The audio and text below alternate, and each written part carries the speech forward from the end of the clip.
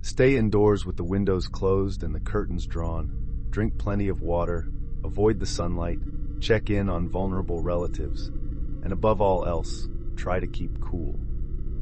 A red alert went out over the weekend advising us of what to do, since my country really isn't used to these kinds of heat waves, with temperatures originally predicted to exceed 39°C 100°F, and as of right now, is still climbing.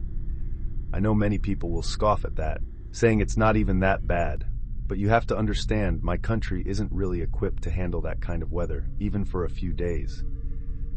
98% of homes are not equipped with AC, and our infrastructure as a whole isn't really there to manage it. We're a relatively mild to cold nation, and this is already not good. So, I did what any responsible person would do and stayed at home, making sure to cover all my windows with blackout blinds, stock up reasonably on water, looking to wait it out. I figured I'd spend a few days sweating indoors with the bladeless fan on, play some video games, and try to focus on other things. I thought documenting my experiences may help to beat the heat. You know what they say, out of sight, out of mind. I admit, I kept one window curtain only slightly drawn so I could look out into the countryside. I had such a beautiful view, and so long as I wasn't catching the main rays, I didn't see the harm. But as the day was creeping on, I realized very quickly something was very, very wrong. I'm not one for watching regular TV, but I do keep track of the news through my phone like most people. I got a push notification around 3 p.m. on the first day of the heat wave that stirred me from a heat-induced nap. I'd been leaning back in my leather recliner, clammy skin clinging to the leather like sticky paper, and every part of me feeling hotter than it had done earlier. The heck?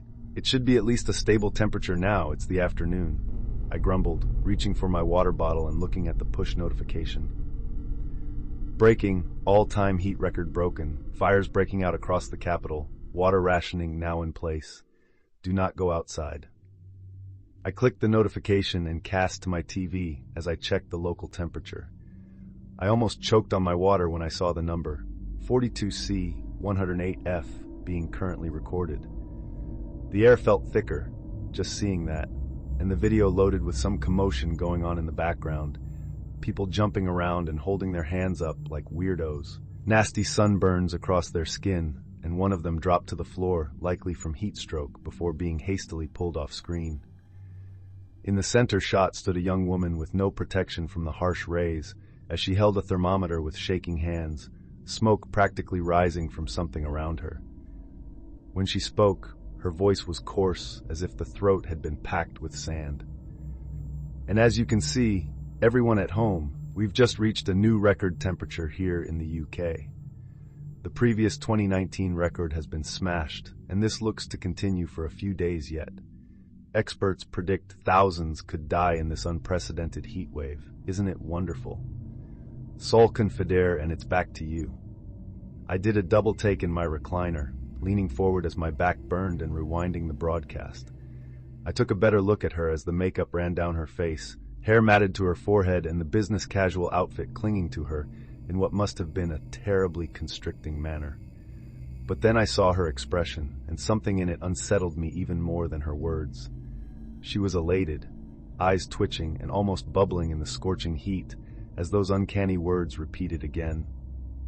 Isn't it wonderful? I thought the poor girl had heat stroke, and mentally begged the producers got her some immediate attention as the broadcast continued in the background. My mind so frazzled from the heat that I could barely think straight. I was tempted to grab a shower, but I remembered the rationing and thought I'm better off in front of the fan where it's at least semi-cooler. I've famously never done well with the heat, and I didn't want to spend the evening feeling unwell. So I grabbed my laptop and tried to socialize with friends to see how they were staying cool. You know what they say, strength and solidarity in numbers, especially when suffering together. First one I hit up was my buddy Andy, a friend in Ireland, to see how he was doing. How are you doing, Mochara? Staying cool or practicing your jitsu like a madman? Adrad and Solus. I don't speak Gaelic, so I wasn't sure what that meant, and further messages yielded nothing. I put it down to their partner, maybe pulling a weird prank, or they were so troubled by the heat they simply told me to go away in their native tongue. But when I tried calling my mum, it was a garbled mess on the other side. The heat my phone was generating was enough to singe my ears, but I pushed through to try and understand what she was saying.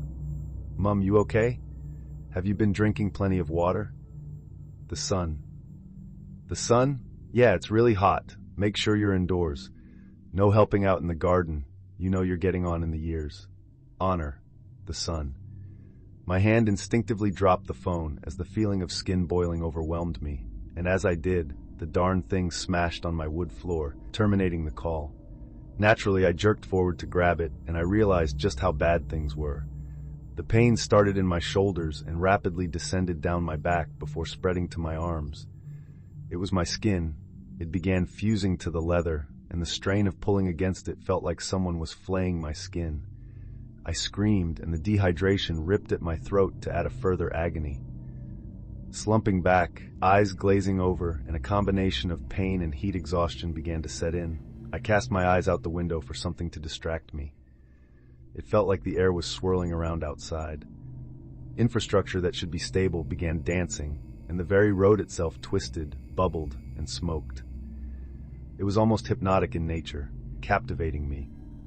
I don't know how long I'd been staring before I spied someone had begun to walk down the street, stark naked. Every step took more off of their delicate flesh, and small red and pink splotches littered the asphalt as they stood perpendicular to my window, staring up at me with a bright red face and that same grin the newscaster had. In that moment, terror took the place of fear within me, and I was rooted to the spot. Something was definitely wrong with him. Slowly, methodically, purposefully, they lifted their arms above their head and arched the fingers into a crown as the eyes shot up towards the overbearing sun overhead, their chapped and torn lips mouthing those familiar words as what I think were tears fell down their face. "Worship the conflagration." The man grinned, and I watched his lips fleck and fall off, his cheeks blistering and popping, but his dedication never once wavering as he pulled his head down to look at me once more, jerking his head back as if to invite me out. His eyes, his poor eyes, had been blinded, melted by the beauty of what he saw above him. Two thick milky fluids cascaded down his cheeks and matted in his mustache. I retched, but I had to look. I needed to see what drove him to this. My eyes began traveling up past his steadily burning, melting frame and towards that beautiful burning god in the sky, enriching us with its loving heat. I began to glimpse its form in the sky, and I honestly felt every inch of pain, exhaustion, and trepidation ebb away. It didn't even look like the sun, not the one we grew up with at least. It's hard to describe, but it was a form full of comfort. The color of the sky, a beautiful palette of maroon, garnet, crimson, and vermilion.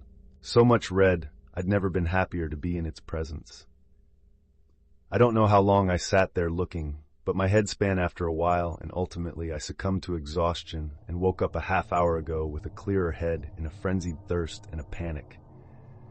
I reached for the water on my side table, but drinking from it brought me no comfort. I may as well have been slurping gravel. I spat it out and somehow managed to reach my phone without causing myself any more pain. News notifications. State of emergency declared 3H ago. London ablaze with cleansing fire 2H ago. Be thankful for Saul, says PM 1H ago. Missed calls. Mum, Andy 17 9. Sweat dripped down my forehead and the panic increased. While I was able to read what was on the screen, it wouldn't respond to commands to make calls, and the annoying thing was still too hot to hold for more than a minute. I tried in vain to click the voicemail function before putting it by my table to let it load. Turning on the TV, it flickered to life, and I realized it must have still been on the news channel as I recognized the banner at the bottom.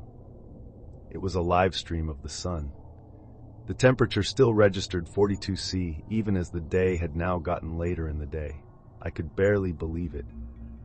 The garbled voices through my television seemed to be reveling in the chaos, overjoyed we were all burning and that it was going to be even hotter tomorrow. It made my head spin. I decided to turn back to the window for comfort, my sole refuge in this sweltering environment. The man in the street is gone, a small pool of something left in his spot, but nothing more. Looking around, every house was practically dancing in its spot, moving to a rhythmic beat only they could hear. In a couple of partially covered windows, I could spy my neighbors prostrating themselves before the sun, screaming in its direction amid faces mixed with agony and ecstasy. It was unsettling. I didn't dare look up at the sky again. Not yet. I don't think I'd be able to break away. The TV abruptly shutting off with a loud pop snapped me from my stupor, and I began to hear the voicemails crackle through my desiccated phone, all of them telling me to come outside and bask in the flames. My mind is now racing with thoughts of what had occurred and a desire to share with the wider world. My rational mind knows we should not be this hot at all, let alone for this prolonged period of time. I don't want to hear from the uninformed climate deniers either. You individuals would call it fake news, even as your flesh melted into the ground. Someone has to know why this isn't stopping. My head is still spinning, and my situation isn't going to get better if I stay in the chair. It's going to be even hotter tomorrow, too.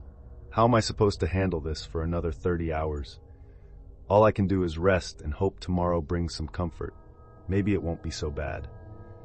I've sent my mom a message on the laptop in between documenting this, hoping someone sees I'm in a bind and helps. All I have is time.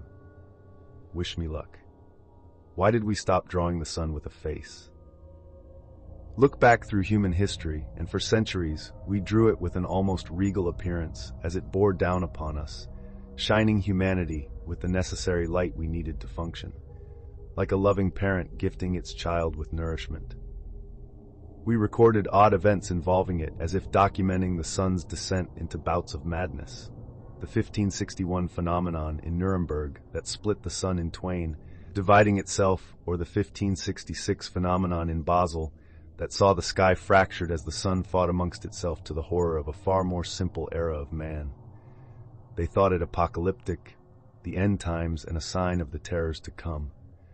They didn't understand the sun was simply preparing itself, growing and masticating until it was ready to reveal itself to a more enlightened age. Us. I looked out the window, the curtain fully drawn back, and I stared up at the broad strokes of red and yellow across the sky. I saw it. It saw me. Our sun has a face, a beautiful face that is permanently stuck between total ecstasy and that of intense rage. It's so close that I can make out the sunspots rising and bursting from its amber surface, thousands of small human-like shapes ascending to meet it. My mother's voice rings out over the voicemail function, no longer saying to come outside or honor the sun. She says she's been trying to reach me and is concerned I have heat stroke, that I'm not completely stuck to my chair and I've got to drink some water. Fool. She has no idea. She must be addled and hiding from the sun's brilliance. I do not need water or distractions. The warm glow of the sun is all I need. I don't know what the man stood outside my house thought, but I know he experienced divinity. And I want to experience it too. Maybe after reading this, some of you will as well. Now I'm going to free myself from this leathery prison, even if it tears my flesh to the muscle. I will crawl out of my house if my limbs fail me. I will stand in front of that sun, and I will praise it. Thanks for watching my video. Remember to like and subscribe for more.